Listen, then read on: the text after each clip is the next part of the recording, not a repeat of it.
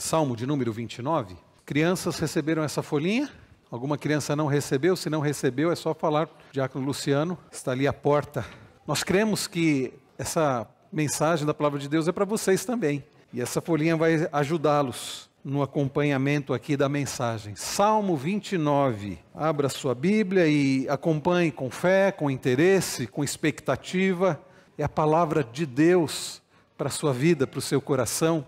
Como você não acompanharia com expectativa?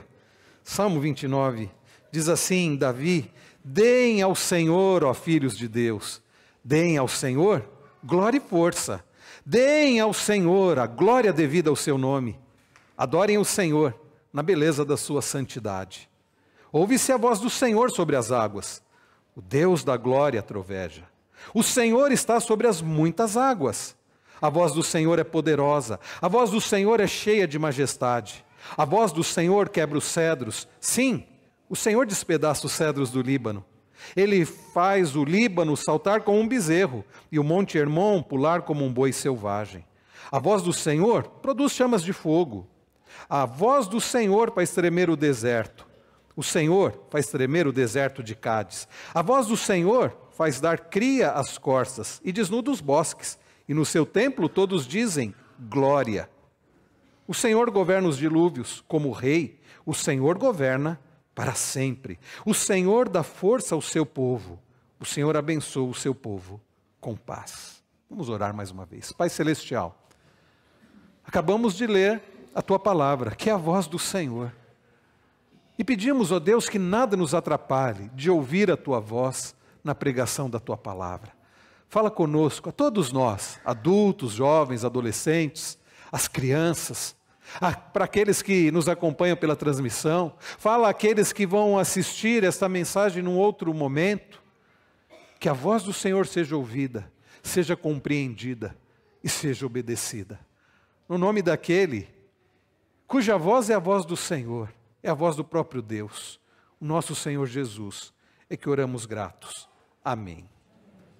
Imaginem, queridos, a seguinte situação: você está numa galeria, num museu, numa galeria de artes, e aí diante de uma obra de arte, talvez um quadro belíssimo, talvez uma escultura, você percebe as pessoas olhando aquela obra de arte, e um dizendo assim: olha que obra de arte bonita, hein?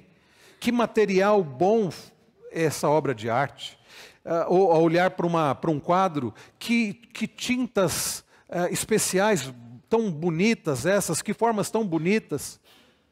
Alguém dizendo assim, enaltecendo a obra em si, ou mesmo ou não dando crédito a quem tenha feito aquela obra, ou como se aquela obra ela existisse por si mesma, ou quem sabe, se você tivesse sido o autor daquela obra. Imagine você, o artista, ao pintar um quadro, ao esculpir ali uma escultura, as pessoas desdenhando de você, ou dizendo fui eu que fiz, ou foi fulano que fez, sendo que você é o artista. Você se sentiria injustiçado, não se sentiria? Queridos, ao olharmos para o Salmo 29, nós vemos Davi falando de algo ainda mais sério.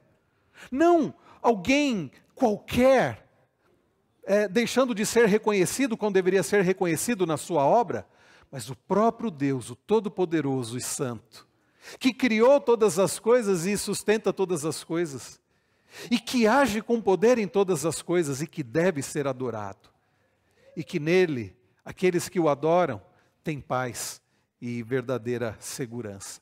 Queridos, no Salmo 29 nós lemos a respeito do Deus Todo-Poderoso, aquele que não somente criou, mas age com poder em toda a criação. Ele que merece receber toda a glória.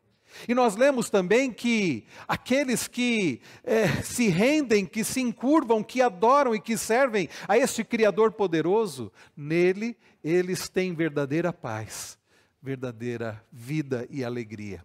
É sobre isso que Davi fala no Salmo de número 29. E nós vamos ver isso em 3 partes, queridos, essas verdades. A primeira delas é que existe um Deus todo-poderoso que merece ser adorado, merece ser reconhecido e merece ser servido, merece ser adorado. Vejam como Davi começa o Salmo: deem ao Senhor, ó filhos de Deus, deem ao Senhor glória e força, deem ao Senhor a glória devida ao seu nome, Adorem o Senhor na beleza da sua santidade.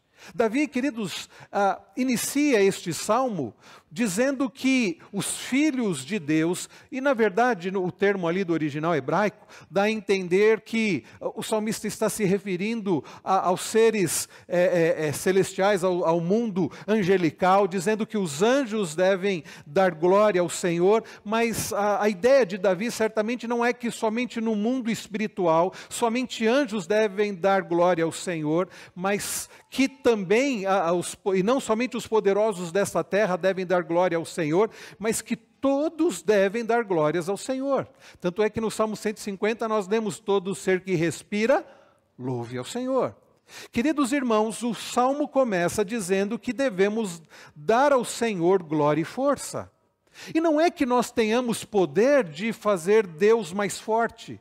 Inclusive, quando nós cantamos ainda há pouco, com glória coroai, não é que nós temos poder de fazer com que Deus seja mais glorificado, seja mais forte. Não, não é isso. Aqui a ideia e assim como é no hino também, é a ideia de nós prestarmos a adoração que Deus merece. É nós reconhecermos e darmos a devida glória àquele que é glorioso. É nós reconhecermos a força e a glória do Senhor. Porque há uma diferença entre Deus de fato ser o Deus forte e glorioso e nós reconhecermos isso. Como, voltando à ideia ali da obra de arte, há uma diferença entre você ver uma obra de arte e reconhecer o autor daquela obra de arte e render os créditos ao autor, ao criador, do que você simplesmente olhar a obra. E queridos, existe um Deus que, diferente da criação, Ele é eterno. Existe um Deus que, diferente da criação, Ele é o Criador. Existe um Deus, usando aqui uma linguagem da filosofia, um Deus que transcende a criação. É um Deus, meus irmãos, que não pode ser confundido com a sua criação. Ele é eternamente superior, distinto em poder, em glória e majestade. Tanto é, queridos, que na teologia nós falamos sobre os atributos incomunicáveis de Deus. Ou seja, aquelas perfeições que só Deus tem. Só Deus é eterno, só Deus é completamente santo, só Deus é todo-poderoso, Ele é onipotente, onipresente, onisciente. Nenhuma criação é. Então, queridos, existe um Deus que Ele é diferente da sua criação, que Ele se sobrepuja à sua criação, que Ele é infinitamente maior, mais glorioso do que a sua criação. Daí Davi dizer: deem ao Senhor glória e força. No verso 2, Davi continua e diz: deem ao Senhor a glória devida ao seu nome. Adorem o Senhor na beleza da sua santidade. Irmãos, Deus merece ser adorado. E Ele merece ser adorado porque Ele é o Criador de todas as coisas. Só isso já seria motivo suficiente. Sendo Ele o Criador de todas as coisas, toda a criação deve render-lhe louvor. Mas Deus merece ser adorado, porque não somente Deus é o Criador de todas as coisas, mas com a força da sua palavra, como nós lemos, como é possível ver em Gênesis 1, como é possível ver, por exemplo, em Colossenses, como é possível ver em Hebreus 1, texto que nós lemos ainda há pouco, Ele sustenta todas as coisas pelo poder da sua palavra. E é por isso que Davi diz: deem ao Senhor glória devida ao seu nome. Há uma dívida da criação para com o Criador. E essa dívida é uma dívida de louvor, de adoração, de reconhecimento. Existe um ser que é Criador, que se distingue da criação, que é o Criador de todas as coisas, que está exaltado sobre todas as coisas. Daí, em muitos salmos, nós lemos sobre o Senhor estar assentado no trono, o Senhor estar no céu, figura de linguagem, para nos fazer entender que Deus reina soberanamente. E então ele diz: adorem o Senhor na beleza da sua santidade. Adorem o Senhor reconhecendo que Ele é santo. Adorem o Senhor do modo que Ele merece ser adorado e que Ele deseja ser adorado. Eis aqui, meus irmãos, o mandamento supremo para todos nós, para toda a criação: adorem ao Senhor. A ideia de adorar, a palavra usada aqui na língua original, dá a ideia de se curvar. É alguém que, diante de uma autoridade, ele se curva. E ele reconhece a autoridade daquela pessoa e ele se coloca para servir. Ele se coloca reconhecendo que está abaixo da autoridade, do poder daquela pessoa e se coloca como um servo daquela pessoa. Bem, queridos, diante de Deus, toda a criação deve se prostrar dessa forma. Toda a criação deve fazer isso. E vejam, os animais fazem isso de alguma forma, da forma deles. Toda a criação, os animais adoram ao Senhor. Os pássaros cantam adorando ao Senhor, na linguagem deles, da forma deles. Todos os animais da terra adoram ao Senhor de alguma maneira, diferente da nossa. E nós, seres humanos, também devemos adorar ao Senhor. E nós, filhos de Deus, devemos adorar ao Senhor. E como adoramos ao Senhor? Vivendo para Ele. Nós adoramos ao Senhor, não somente nos reunindo aos domingos e cantando Tu és santo, como nós cantamos ainda há pouco. Essa é uma forma de adorar ao Senhor. E então levantamos nossas mãos ao Senhor, um gesto, né, de reconhecimento da autoridade do Senhor, da superioridade do Senhor, e adoramos ao Senhor. Mas é mais do que isso. A nossa adoração, meus irmãos, deve transcender ao nosso momento de culto público deste ajuntamento dos domingos, que é uma maravilha, que é uma bênção. Amanhã, segunda-feira, você deve adorar ao Senhor, reconhecendo a glória do Senhor, dando glória ao Senhor no seu trabalho. E mesmo que você esteja insatisfeito com alguns aspectos do seu trabalho, você deve fazer da melhor maneira que você puder fazer, como um ato de adoração ao Senhor. E assim também deve ser o seu relacionamento dentro de casa, seja no relacionamento conjugal, seja no trato com os filhos, seja no trato com os pais, seja entre irmãos. Nós adoramos ao Senhor com a nossa vida. Daí os nossos catecismos nos ensinarem, na pergunta de número 1, qual é o fim principal do homem? Tanto o catecismo maior quanto o breve catecismo de Westminster nos ensinam. O fim principal do homem é glorificar a Deus e ter prazer nele para todo sempre. Nós fomos criados por Deus e criados para Deus. Adore ao Senhor. Sabe, queridos, o problema é que muitas pessoas não reconhecem a Deus como Criador. Muitas pessoas não reconhecem a Deus como aquele que não somente criou todas as coisas, mas que dirige todas as coisas. Para muitas pessoas, esse universo é fruto de uma grande explosão, e é algo do acaso, e nós somos fruto de um desenvolvimento, conforme Darwin, né? E numa evolução.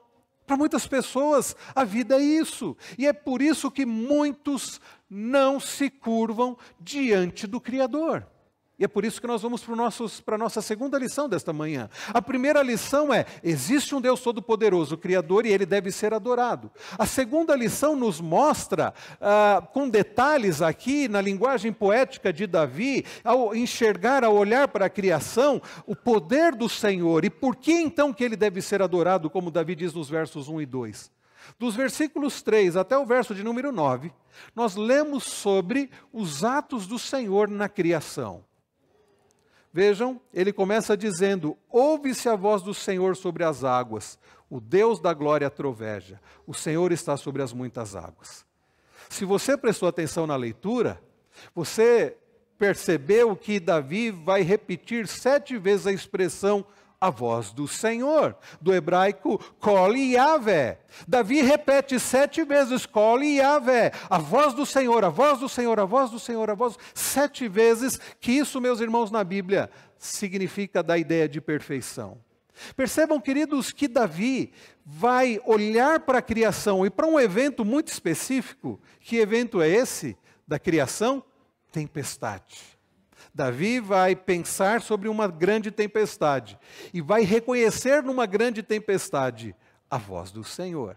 Alguns acreditam que Davi estava no seu palácio num dia qualquer e, ao olhar para o horizonte, pela sua janela, ele vê as nuvens escurecendo, e como você já deve ter visto essa cena, e ele olhou e diz: vem uma tempestade por aí. E ele começa a ver aquelas nuvens se aproximando e aquela chuva forte se aproximando.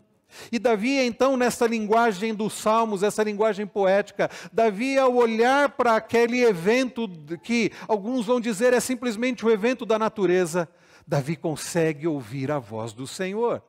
Há uma tempestade. Se nós pudéssemos olhar agora para um mapa, né, da região geográfica de Israel, nós veríamos do lado esquerdo o mar Mediterrâneo e do lado direito está Israel. E a ideia ali, como acontece esse fenômeno, as tempestades se formam no mar Mediterrâneo, no oeste, ou seja, à esquerda de Israel, e a tempestade vem para leste. Ela vai varrendo então do oeste para o leste, e ela atinge o ponto norte de Israel, e ela atinge o ponto norte ali daquela região, atingindo primeiramente a região do Líbano. Daí Davi dizer aqui, ouve-se a voz do Senhor sobre as águas.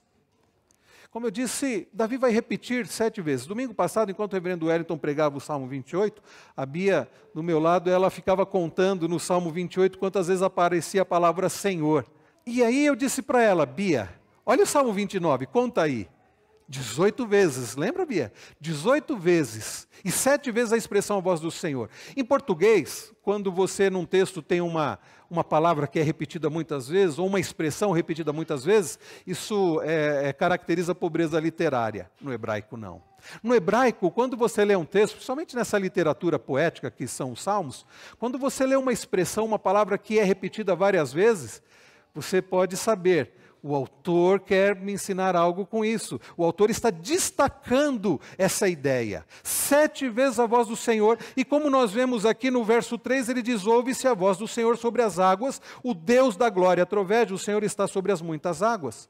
Davi, então, ao pensar sobre uma tempestade, Davi consegue enxergar o poder de Deus. Irmãos queridos, percebam que Davi, ele desenvolveu algo que nós precisamos desenvolver também.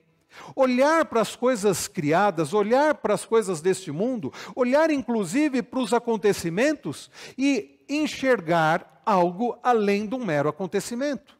Nós temos a tendência, e muitos são simplesmente naturalistas, e muitos são simplesmente materialistas, de olhar para esse mundo, como eu disse, fosse fruto do acaso, e os acontecimentos não passam de sucessão de eventos aleatórios. E então a pessoa olha para uma tempestade e diz, é um fenômeno da natureza. E sim, há explicações naturais para uma tempestade. Você pode falar sobre os cristais que se acumulam nas nuvens, e você pode dar toda a explicação natural deste evento. Mas ainda assim, meus irmãos, nós precisamos olhar para além do evento em si, porque a natureza não é a natureza em si, não é a natureza para ela mesma. Nós precisamos, como escreveu Agostinho, bispo de Hipona, da cura dos olhos do nosso coração. Vejam, Davi consegue olhar para uma tempestade. Spurgeon diz que alguns salmos foram escritos para você ler debaixo da luz do sol, outros salmos debaixo da luz do luar, e outros salmos, como é o Salmo 29, debaixo de uma tempestade. Bom, eu não sei se você vai querer ler esse salmo debaixo de uma tempestade, mas nós conseguimos ver que Davi, diante de uma tempestade, ao pensar numa tempestade, ele consegue ouvir a voz do Senhor. Nós precisamos treinar os ouvidos do nosso coração. Nós precisamos treinar os olhos do nosso coração para enxergar ao Senhor além dos eventos que aparentemente são aleatórios, porque nada, irmãos, nesse mundo é aleatório. Eu vou repetir isso. Nada nesse mundo, nenhum acontecimento desse mundo é algo simplesmente aleatório. Não existe sorte e azar. Não existem eventos, meus irmãos, aleatórios. Existe um Deus que dirige todas as coisas, e uma tempestade pode nos ensinar muito. Spurgeon, príncipe dos pregadores, ele disse que uma tempestade representa bem a Deus porque é um som estrondoso como a voz do Senhor. É um evento além da força humana como é o poder do Senhor. E Spurgeon vai falando, traz uma luminosidade gloriosa como a ação do Senhor. Davi cita aqui o trovão. Irmãos, um relâmpago. Mais uma vez, nós podemos trazer aqui explicações naturais. Eu me lembro quando dava aula na área de eletricidade, o primeiro curso era atomística, e nós tínhamos que falar sobre o fundamento, ensinar para os nossos alunos acerca do fundamento da eletricidade. O que é eletricidade? E para ensinar eletricidade, você precisa falar sobre átomos, você precisa falar de cargas positivas e negativas, é preciso falar de prótons, elétrons, nêutrons e tudo isso. E um dos exemplos que nós usávamos quando falávamos sobre, por exemplo, eletricidade estática, era falar sobre a diferença de potencial entre cargas positivas e negativas. E é possível, queridos, explicarmos um relâmpago falando sobre isso. falarmos sobre o acúmulo de elétrons nas nuvens, carga negativa, e a falta de elétrons no solo, cargas positivas, e o que na natureza acontece, a busca por um equilíbrio. Daí uma descarga elétrica, para que haja um equilíbrio. Bem, irmãos, essas explicações, elas são interessantes, mas elas não revelam algo que está por detrás. Não, esses não são eventos aleatórios. Existe um Deus, Criador de todas as coisas, que continua no controle de todas as coisas. E a atomística, meus irmãos, não é um fim em si mesmo. Ela deve apontar para um Deus que cria cada átomo, que criou cada átomo deste universo. Daí Davi conseguir enxergar, numa simples tempestade, poderíamos dizer assim, ou mesmo numa grande tempestade, a voz do Senhor. E ele diz no verso 4, a voz do Senhor é poderosa, a voz do Senhor é cheia de majestade.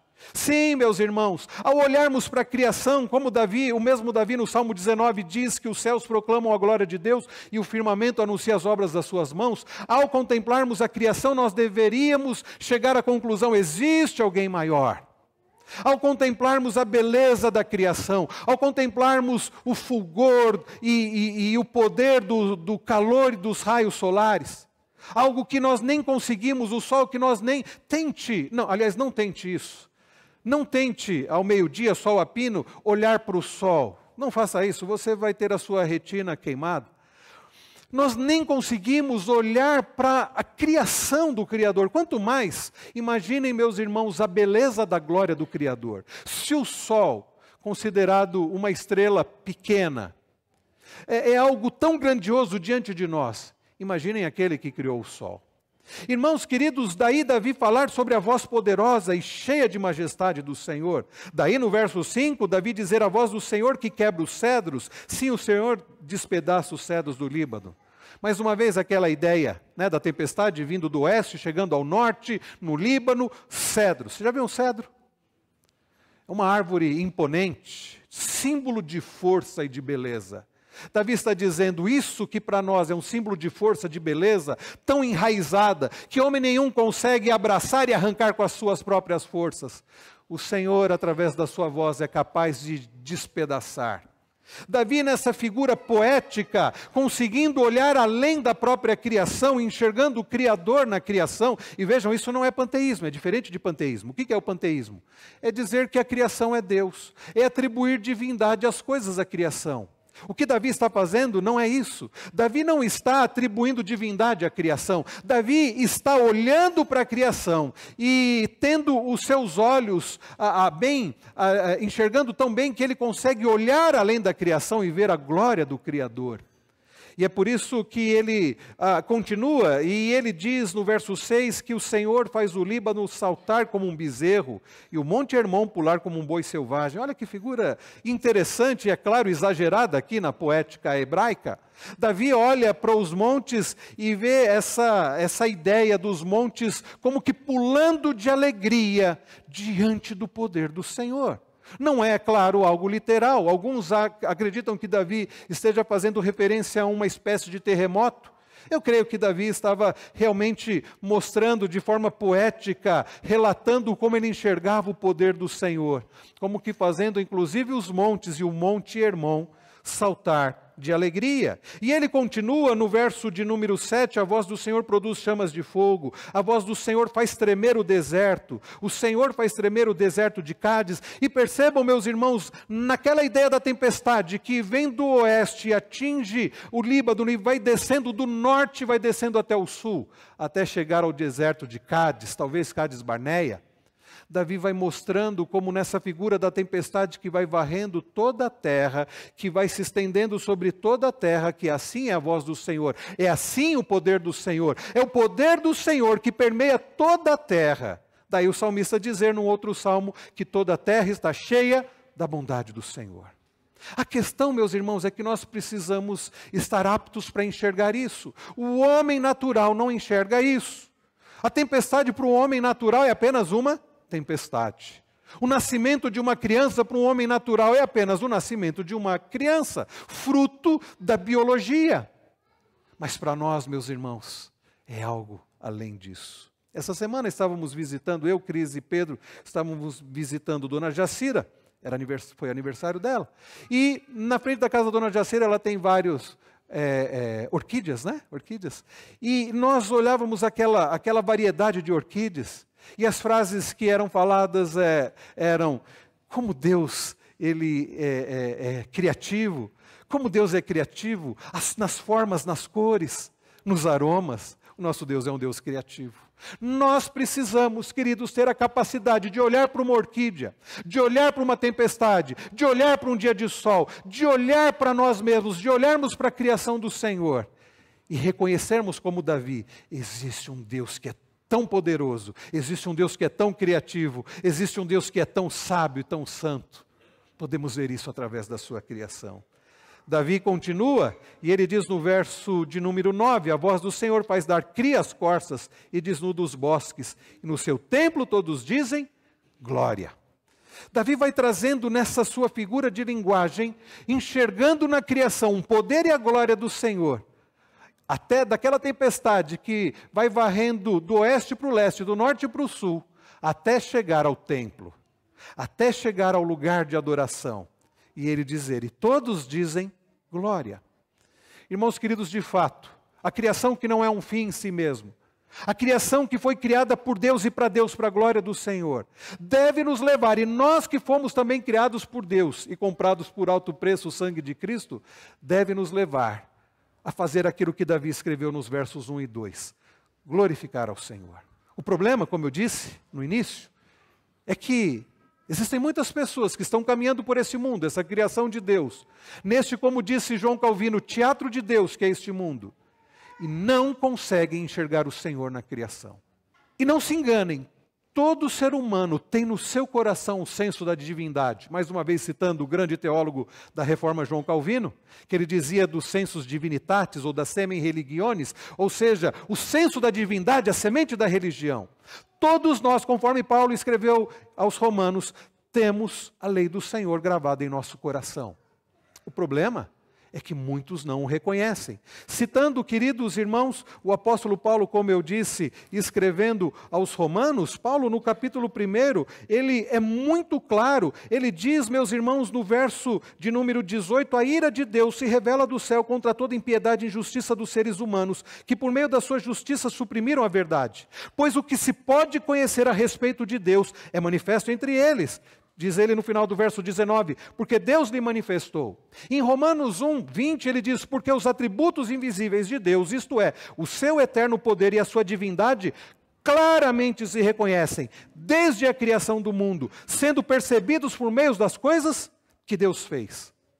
E então Paulo diz, por isso, todos são indesculpáveis.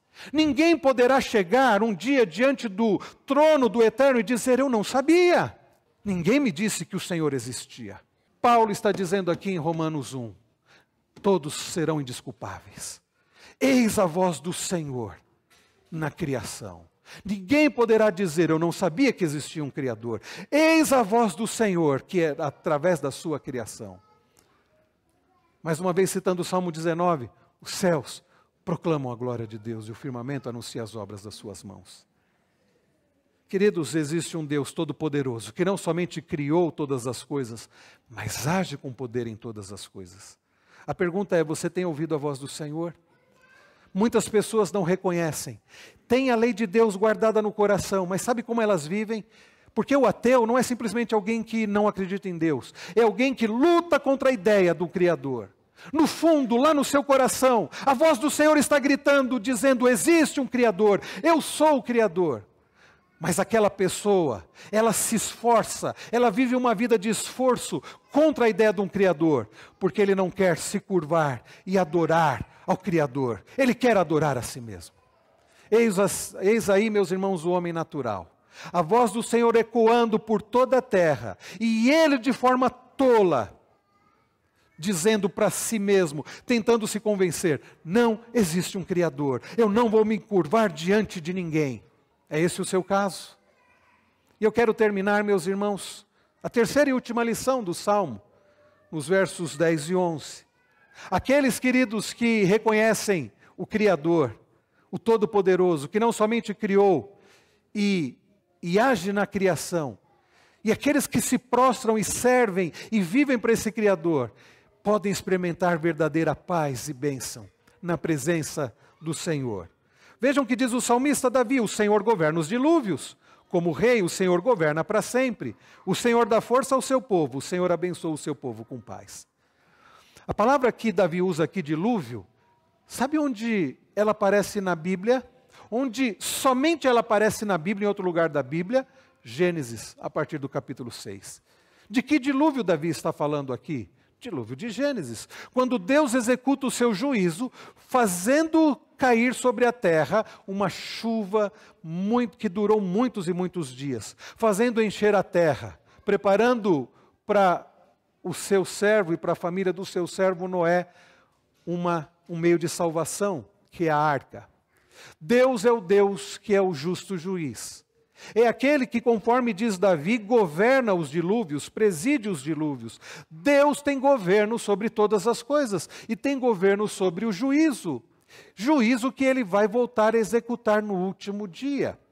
O Senhor, o Criador de todas as coisas, que não tem sido reconhecido por muitas pessoas, um dia ele vai julgar a todos.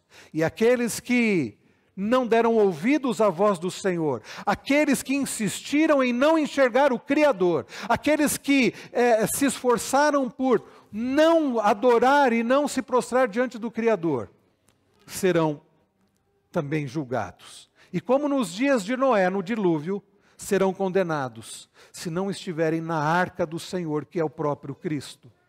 O Senhor governa os dilúvios. O Senhor, como rei, governa para sempre. Você precisa saber disso e você precisa crer nisso. Existe um Deus Todo-Poderoso que governa e dirige todas as coisas. E como você vai se apresentar diante dele no dia do juízo? Como alguém que o reconheceu e passou a servi-lo? Ou como alguém que, como homem natural, insiste em não dar ouvidos à voz do Senhor? E Davi termina dizendo: o Senhor dá força ao seu povo, o Senhor abençoa o seu povo com paz. Aqueles que reconhecem, conseguem ouvir a voz do Senhor, reconhecem a glória do Senhor e passam a viver uma vida que glorifica ao Senhor, estes são abençoados com paz. O Senhor abençoa o seu povo com paz. O homem natural que insiste em não dar ouvidos à voz do Senhor, que insiste em não se curvar e adorar ao Criador, este não tem paz. Porque ele vive para si mesmo, porque ele acha que ele é um fim em si mesmo, porque ele acha que a criação é um fim em si mesmo. Mas nós, meus irmãos, que reconhecemos a voz do Senhor, que reconhecemos a glória, a grandeza e a santidade do Senhor, e que vivemos para servir a esse Senhor para a glória dele, somos abençoados com paz. A minha pergunta para você nesta manhã é: você tem sido abençoado com paz? Você tem ouvido a voz do Senhor? Crianças, vocês estão ouvindo a voz do Senhor? Ele está falando. Ele está falando exatamente agora, através da sua palavra, escrita por Davi, que é o Salmo 29.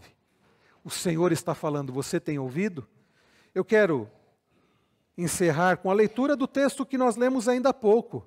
E eu não sei se você prestou atenção, mas nós lemos ainda há pouco, em Hebreus, capítulo 1, sobre aquele que é a voz do Senhor. Ele diz assim: antigamente Deus falou muitas vezes e de muitas maneiras aos pais pelos profetas, mas nesses últimos dias nos falou pelo Filho. Quem é a voz do Senhor? Quem tem a voz que é a voz do próprio Deus? É o Filho, é Cristo. Você tem ouvido a Cristo. Vejam que diz ainda mais o texto. O Filho, que é o resplendor da glória de Deus e a expressão exata do seu ser, sustentando todas as coisas pela sua palavra poderosa, pela sua voz poderosa, depois de ter feito purificação dos pecados, assentou-se à direita da majestade nas alturas, tendo se tornado tão superior aos anjos quanto herdou o mais excelente nome do que eles. Você precisa da voz do Senhor, que é Cristo. Você precisa do fortalecimento do Senhor, que é Cristo. Você precisa viver para Cristo, que é o próprio Deus. Cristo que disse: venham a mim, todos que estão cansados e sobrecarregados, e eu vos aliviarei. Ouça a voz do Senhor, enxergue ao Senhor, e resolva de todo o coração se prostrar diante de Cristo, o Rei dos Reis e Senhor dos Senhores, e viver para Ele para todo sempre.